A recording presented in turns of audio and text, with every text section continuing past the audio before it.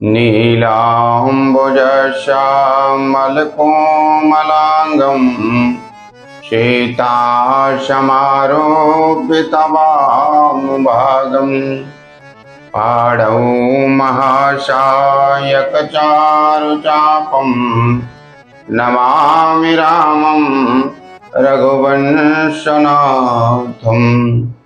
मनोजवं मारुततुल्यवेगं जितेन्द्रियं बुद्धिमतां वरिष्ठं वातात्मजं वानरयोतमुख्यं श्रीरामदूतं शरणं प्रपद्ये श्रीरामदूतं शरणं प्रपद्ये लोकाभिरामं रणरङ्गधीरं राजीवनेत्रं रघुवंशनाथं कारुण्यरूपं करुणाकरान्तं श्रीरामचन्द्रं शरणं प्रपद्ये श्रीरामचन्द्रं शरणं प्रपद्ये। बोली श्री सीतारामचंद्र भगवान की जय। श्री अवधेश्वर कार की जय। श्री हनुमान जी बालाजी महाराज की जय। बोली श्री गोविंद गोपाल की जय। बोले बांके बिहारी लाल जी महाराज की जय। जय जय श्री सीताराम। आज मुख्य विषय पर चर्चा करेंगे। मुख्य विषय है व्यसन किस प्रकार से मनुष्य के अंदर, व्यक्ति के अंदर किस प्रकार से ऐसे घनघोर विचार उत्पन्न करती है जिसके कारण से पूरा परिवार तहस नहस हो जाता है। आपके इष्ट नातेदार रिश्तेदार समस्त लोग जो है परेशान हो जाते हैं। आखिर क्या है यह व्यसन? व्यसन करने से ऐसा क्या हो जाता है जिससे समस्या उत्पन्न होने लगती है? कलिकाल का प्रथम आगमन जब पृथ्वी भूधरा पर हुआ तो पहला दिन जब कलियुग का था तो सच्चाई का, सतयुग का कुछ अंश किसी विशेष पुरुष में रह जाता था। सच्चाई का कुछ अंश विशेष पुरुष में रह जाता था। तो कलयुग का जो पहला चरण, पहला आगमन, प्रथम दिवस जब आरंभ हुआ, जब वह पृथ्वी पर अवतरित हुआ तो उसकी भेंट एक सतपुरुष से हो गई। सतपुरुष किसी तरबूजे के, जिसको कई जगह पर यदा कदा अलग अलग भाषाओं में इनका उपयोग करते हैं, अलग अलग भाषाओं से इसका नाम देते हैं, जिसको कहते हैं तरबूजा। तरबूजा कलिंगर हरेमाना का एक खेत था। उस खेत में वह सज्जन पुरुष मालिक के न होने पर यह विचार कर रहा था कि हम तरबूजे को कैसे तोड़ें, हम तरबूजे को कैसे तोड़ें, यहां पर मालिक है ही नहीं तो हम तोड़ कैसे सकते हैं। तो हुआ यूं कि कलयुग इस व्यथा को देख रहा था, इस दृश्य को देख रहा था। तो उसके मन में यह विचार आया कि यह आखिर कर क्या रहा है। उसने देखा कि मालिक के न रहने पर तरबूजे को तोड़ने का जो प्रयास था, उसने योजना बनाई कि मालिक जब भी होगा वह आ ही जाएगा। अगर मैं तोड़कर ले जाता हूं तो यह चोरी कहलाएगी और चोरी करना बहुत बड़ा अपराध है। उसके मन में यह विचार आया कि इस तरबूजे के फल की जगह पर मैं इसका दाम रख देता हूं और तरबूजे को ले लेता हूं। और इस कृत्य को कलयुग देख रहा था। उसने तरबूजे को तोड़ा उस सज्जन पुरुष ने, और कलयुग इस दृश्य को देख रहा था। कलयुग समीप गया और उस सज्जन ने वहां पैसा रखा, द्रव्य रखा, उसका भोग दिया फिर इसके बाद वहां से चलता बना, तैसे ही कलयुग ने उसे रोक लगाई। ठहरो, ये आप क्या कर रहे हो और आपने यह क्या ले रखा है? बोले भाई इसको तरबूजा बोलते हैं। कलयुग से उस सज्जन पुरुष ने कहा। कलयुग ने कहा ये तरबूजा नहीं, ये मनुष्य की मुंड है। क्या है? मनुष्य की मुंड है, यह तरबूजा नहीं है। और तुमने यहां पर तरबूजा तोड़ा तो तोड़ा, यहां पर पैसा क्यों रखा? अब तो हमारा राज है, किसी प्रकार की चिंता करने की कोई आवश्यकता नहीं है। मनुष्य ने कहा नहीं नहीं, यह गलत और व्यर्थ बात है, गलत और व्यर्थ बात है। हम इस प्रकार का कोई भी कृत्य नहीं करेंगे जिससे हम अपराधी गिने जाएं। उस कलयुग की बात को सज्जन पुरुष ने माना नहीं। कलयुग ने उससे एक ही बात कही, और वह कहा अपनी भाषा में, जो उसका लहजा होता है, जो उसका शब्द होता है, उस शब्द के माध्यम से उसने कहा कि आप तरबूजे के फल को तोड़ो, और एक तरबूजा मत तोड़ो, पूरे तरबूजे को तहस नहस कर डालो, पूरा तरबूजा अपने घर पर उठा ले जाओ और अपना पैसा उठा लो, और तरबूजे की जड़ को ऐसा उखाड़ फेंको कि आइंदा फिर से दोबारा तरबूजा उत्पन्न ही ना हो इस खेत में। कहने का अभिप्राय आप समझ गए हो। इसी प्रकार से मुख्य विषय है व्यसन। व्यसन चरम सीमा पर पहुंचता जा रहा है। व्यसन का उपयोग आदिकाल से चला आ रहा है, पता नहीं कब से है, मुझे भी ज्ञात नहीं, हमारा भी जन्म नहीं रहा होगा। परंतु व्यसन भी एक कलयुग का ही स्वरूप है। क्या है? कलयुग का ही स्वरूप है। जिसके सर चढ़ता है उसके सर चढ़ करके बोलता है, और पूरी तरीके से पूरे परिवार का खंडन कर डालता है, कहीं से भी उसे छोड़ता नहीं है।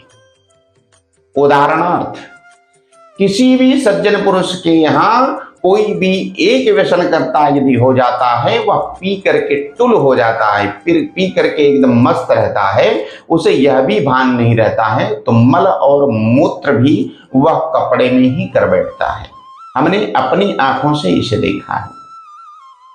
ऐसी चीजों का पान करने से जिससे आपके शरीर की दुर्दशा होती है, आपके शरीर को क्षति पहुंचती है, आपके शरीर को नुकसान होता है, ऐसी चीज को, ऐसे रसपान को, ऐसे पान को करने से आपको क्या लाभ है? जो आपके शरीर को ही गंदा कर देती है, आपके शरीर को ही नुकसान पहुंचा देती है। एक माता रानी दरबार में आई, कहने लगी गुरुजी हमारे पति बहुत पीते हैं, आप कोई उपाय बताइए, आप कोई ऐसी दवा बताइए जिस दवा का सेवन करके हमारे पति पीना छोड़ दें। हमने कहा मैया हमारे पास ऐसी कोई दवा नहीं है, सिर्फ मंत्र चिकित्सा है। अच्छी संगति का असर होता है, और अच्छी संगति से ही लोग पीना खाना छोड़ते हैं। अच्छी संगति, भगवान का चिंतन, भगवान का ध्यान, भगवान का स्मरण, अच्छे लोगों के साथ अच्छी वार्ता, इस कल्चर में, इस वातावरण में बार बार उसी चीज को दोहराने से इस प्रकार की आदत छूटती है, इस प्रकार की चीजों में लाभ पहुंचता है, इसमें किसी प्रकार का संशय नहीं है। तो आप सभी व्यसन को छोड़ने के लिए सबसे पहले परमात्मा का चिंतन करो। सर्वप्रथम प्रातः काल उठो, माँ धरती माता को प्रणाम करो, अपने माता पिता को प्रणाम करो।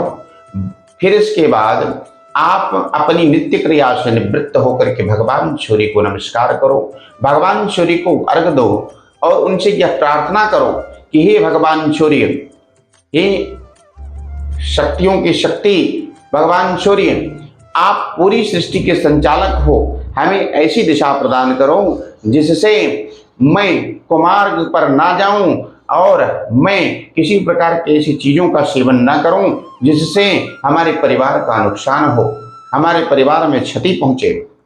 ऐसे किसी भी प्रकार का कार्य मैं ना करूं। ऐसी वंदना, ऐसी प्रार्थना आप रोज आना करो। यह सबसे बड़ी दवा है, यह सबसे बड़ी दवा है, यह सबसे बड़ा उपाय है। कई व्यसनकर्ता इस वीडियो को अगर सुनेंगे, अपने ऊपर लेंगे, तो बोलेंगे कि बाबा ये क्या बता रहे हैं। परंतु यह कथा का एक उत्तम भाग है, आपके परिवार को शुद्ध करने का एक उत्तम भाग है, जिसे करने से, जिसे रोजाना अपने कंटिन्यू नित्य क्रिया में लाने से आपको लाभ पहुंचता है। व्यसनकर्ता अपनी पत्नी को मारता है, व्यसनकर्ता अपने बच्चों को मारता है, कई व्यसनकर्ता पूरे घर को बेच करके दारू शराब व्यसन पी जाते हैं, कई व्यसनकर्ता अपने घर के गहने गिरवी रख करके पी जाते हैं, कई तो गहने बेच कर पी जाते हैं, फिर इसके बाद पीकर आते हैं, घर पर मारा मारी करते हैं। यह कलयुग का एक अंश है, इसमें भी कलयुग विराजमान है। स्वर्ण आभूषण और तमाम प्रकार की चीजों में कलयुग को रहने का आदेश मिला है। आज आप स्वर्ण पहनते हैं तो स्वर्ण में क्या होता है, स्वर्ण पहनते ही आपको अहंकार उत्पन्न होता है सबसे पहले, तो ये भी कलयुग का एक अंश है। हम समझ नहीं पाते हैं, हमारे मन में यह आता है कि हमने गोल्ड बनाया, हमने सोना पहना। भैया हम तो नहीं पहनते सोना, हमने पहना नहीं है, एक भी रत्न हमारे पास है नहीं, तो हम नहीं जानते सोने का स्वाद कैसा होता है। परंतु हमने भागवत में अध्ययन किया है कि स्वर्ण में कलयुग का वास होता है। तो जहां पर कलयुग का वास होता है उन चीजों का त्याग करना चाहिए। मांस और मदिरा में भी कलि का वास है, इसका सेवन करते ही आपके मस्तिष्क का चक्र उल्टा चलेगा, और जैसे ही आपके मस्तिष्क का चक्र उल्टा चलेगा वैसे ही आपके परिवार में क्षति होगी, नुकसान होगा। जो भी बंधु, जो भी भक्त इस प्रकार के मदिरा का सेवन करते हैं, इस प्रकार की मदिरा का पान करते हैं, वह तत्कालीन इस रूटीन को अपनाएं। अपने माता पिता का सम्मान करें, सर्वप्रथम धरती माता को प्रणाम करें, और इसके बाद माता पिता के चरण स्पर्श करें, सूर्य वंदना, स्नान ध्यान करें, सूर्य वंदना करें, और भगवान से, ईश्वर से, गोविंद से प्रार्थना करें, ध्यान में डूबें। आप कंटिन्यूअस मंत्र मेडिटेशन की तरफ जाएं और ध्यान में डूब जाएं, और नित्य इस क्रिया को करते रहें। जिसकी लत लग गई है, कभी कभी लेता है कोई बात नहीं, कभी कभी पीता है पिए, तो जब आप निरंतर इसको करते रहेंगे तो इस मेडिटेशन के द्वारा आपका चित्त जो है अच्छी चीजों में लगने लगेगा, अच्छी चीजों में आप विचरण करने लगोगे। इस प्रकार व्यसन का त्याग कर सकते। तो व्यसन भी एक कलयुग का स्वरूप है, व्यसन भी एक कलयुग का स्वरूप है। व्यसन करने से पूरे परिवार का सत्यानाश हो जाता है। कई साधक ऐसे ही बोलते हैं, गुरुजी हमने वीकेंड में, मतलब साप्ताहिक, बहुत सारे साधक हैं, जब हमने कहा कि भाई आप व्यसन करते हैं आपको लाभ नहीं होगा, तो वो ये कहते हैं कि गुरुजी अब मैं हफ्ते में एक बार पीता हूं। आप हफ्ते में एक बार पियो तो एक छटाक पियो, आपको नुकसान होना तय है, क्योंकि आपके शरीर में पंचभूतों, पंच तत्वों में वह निगेटिव ऊर्जा वास कर गई है जो कलयुग के अंतर्गत आती है। तो कलयुग का कोई भी एक ऐसा अंश आपको छू गया तो आप परमात्मा की प्राप्ति नहीं कर सकते। इतना सब कुछ करने के बाद व्यसन करते हैं आप, और व्यसन करने के बाद पूजा पाठ करते हैं, तो आपको कभी भी पूजा का फल प्राप्त नहीं होगा। आपके घर में निगेटिव ऊर्जा का वास होगा, आपके परिवार बच्चों में क्लेश उत्पन्न होगा। इसमें तमाम प्रकार की चीजें हैं, तमाम प्रकार के नुकसान, तमाम प्रकार की क्षति उत्पन्न होती है इन चीजों से। इसलिए व्यसन का त्याग करने के लिए सबसे पहले मंत्र चिकित्सा। आपको कोई भी मंत्र नहीं आता है तो ओम शब्द का लंबे श्वास में उच्चारण करें, ध्यान में डूब जाएं, और जैसा रहेगा मन, जैसा खाओगे अन्न वैसा रहेगा मन। आपने पिया, व्यसन किया, तो आपने क्या किया, प्रातः काल होश में आने के बाद आप यह सोचते हो कि हमारे साथ अपराध हुआ।